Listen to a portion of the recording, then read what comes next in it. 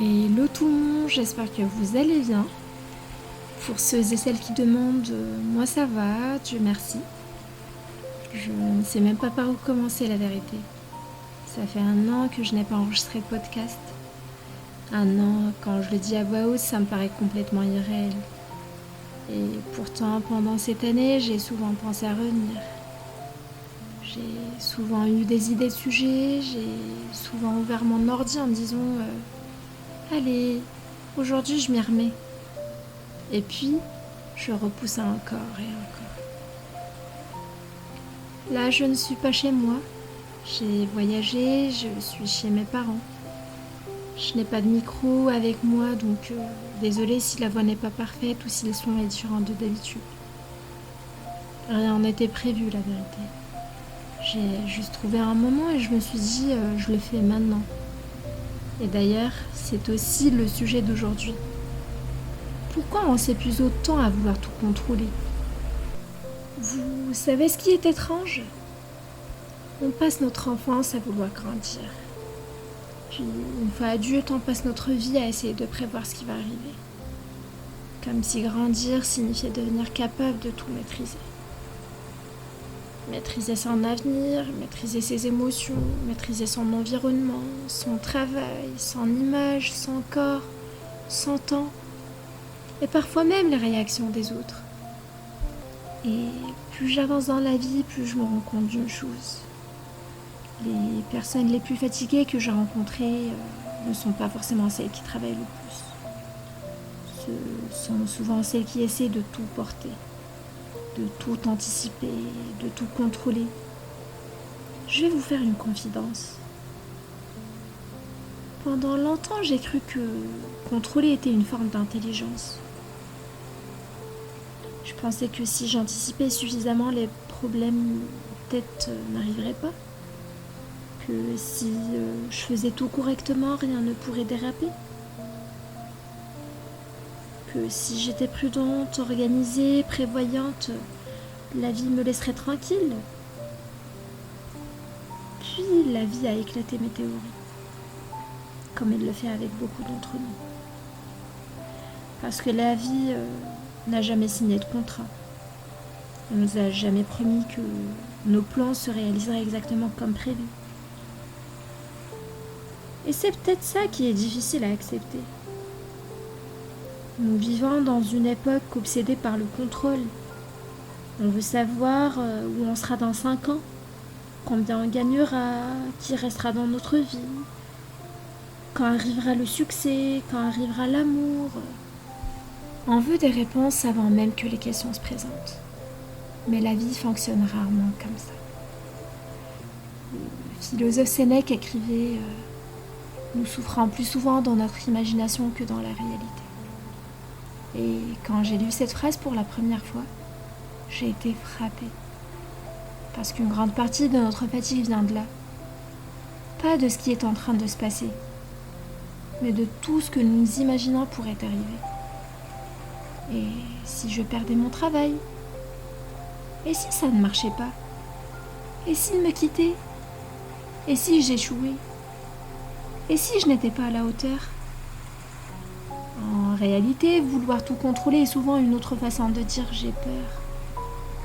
Peur d'être déçu, peur d'être blessé, peur de perdre, peur de ne pas être aimé. Et je crois qu'il faut beaucoup de courage pour reconnaître ça. Parce qu'on nous a appris à montrer notre force, pas nos peurs. Ces derniers temps, j'ai beaucoup réfléchi à cette question et j'ai compris quelque chose. La sérénité n'arrive pas quand tout est sous contrôle. La sérénité arrive quand on sait que tout ne le sera jamais. C'est très différent. Parce qu'à partir de ce moment-là, on arrête de lutter contre la réalité. On commence à travailler avec elle. Je ne suis pas en train de dire qu'il ne faut pas avoir de projet. Bien sûr qu'il faut rêver, bien sûr qu'il faut construire, bien sûr qu'il faut avancer. Mais il y a une différence entre tenir le gouvernail de sa vie et vouloir contrôler l'océan. L'océan gagnera toujours. Aujourd'hui, je crois que l'une des plus grandes formes de sagesse consiste à faire ce qui dépend de nous. À avoir l'humilité de lâcher ce qui ne dépend pas de nous. faire de son mieux puis laisser la vie faire le reste. Alors, peut-être que la vraie question n'est pas comment puis-je tout contrôler, mais plutôt qu'est-ce que je gagnerais à arrêter d'essayer.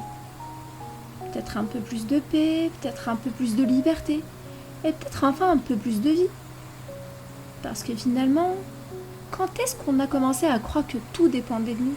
Quand est-ce qu'on a commencé à porter le poids du monde sur nos épaules ? Je me pose souvent cette question et je crois que beaucoup d'entre nous vivent avec une pression silencieuse. Une pression dont on ne parle pas assez. Cette impression qu'il faut toujours être forte, toujours avoir un plan, toujours savoir où l'on va, toujours avoir une réponse à donner quand quelqu'un nous demande. Alors, quels sont tes projets ? Comme si ne pas savoir était devenu un échec.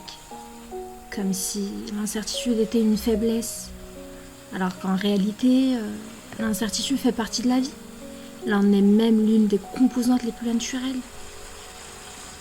Je vais vous dire quelque chose qui m'a longtemps dérangée.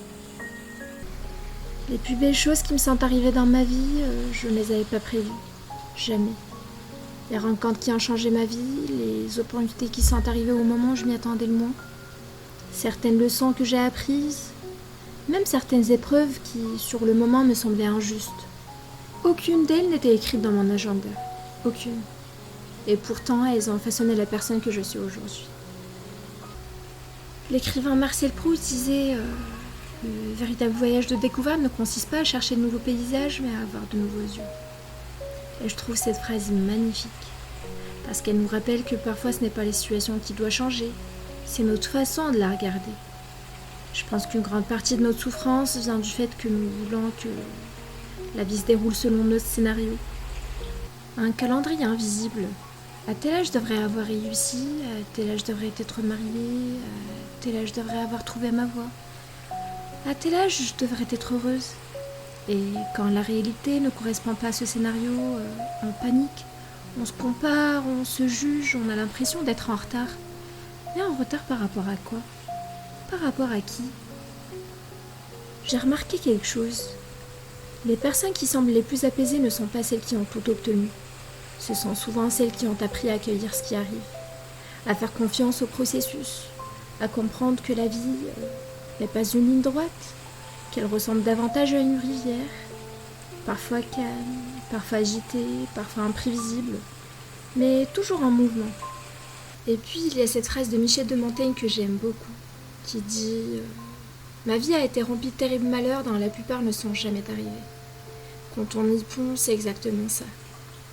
Combien de nuits avons-nous passé à nous inquiéter pour quelque chose qui n'est jamais arrivé ? Combien d'énergie avons-nous dépensé à combattre des scénarios imaginaires ? Combien de moments présents avons-nous sacrifiés à cause d'un futur hypothétique ? Alors, aujourd'hui, je n'ai pas toutes les réponses et honnêtement, je crois que c'est une bonne chose. Parce qu'avant, je pensais que la maturité consistait à tout comprendre. Maintenant, je crois que la maturité consiste surtout à accepter qu'on ne comprendra pas tout. Et à continuer d'avancer malgré cela. Avec confiance, avec foi, avec humilité. Alors si vous traversez une période où tout semble flou, si vous êtes dans un moment de votre vie où vous ne savez pas exactement où vous allez, j'aimerais vous dire ceci. Vous n'avez pas besoin de tout savoir aujourd'hui. Vous n'avez pas besoin de tout résoudre aujourd'hui. Vous n'avez pas besoin de tout maîtriser ou de maîtriser chaque détail de votre existence pour avancer. Parfois le prochain pas suffit. Juste le prochain. Et peut-être que la paix commence ici. Le jour où l'on cesse de demander à la vie des garanties, le jour où l'on comprend que vivre n'est pas contrôler, vivre c'est participer, c'est accepter le risque, c'est accepter l'inconnu, c'est accepter d'être surpris. Donc merci d'être là aujourd'hui, merci de m'avoir écouté jusqu'à la fin. Après cette longue absence, j'avoue. Je crois que ce sujet était le plus juste pour revenir. Parce que la vie m'a appris ces derniers mois que tout ne se contrôle pas. Et que parfois ce sont précisément les détours qui nous conduisent là où nous devions être. Prenez bien soin de vous et n'oubliez pas, faites de votre mieux pour ce qui dépend de vous et accordez-vous la permission de lâcher le reste. À très bientôt les amis. Ciao ciao.